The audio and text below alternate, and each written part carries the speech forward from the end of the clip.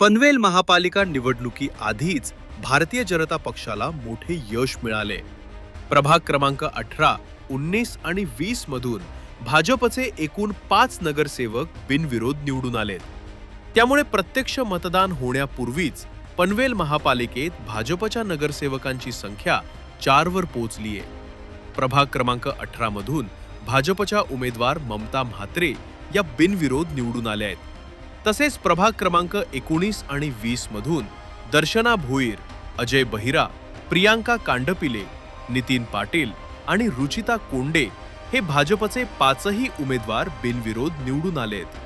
या घडामोडींमुळे पनवेलच्या राजकारणात भाजपची ताकद अधिक वाढली असून शेतकरी कामगार पक्षाच्या रणनीतीला मोठा धक्का बसल्याचे राजकीय वर्तुळात बोलले जात आहे.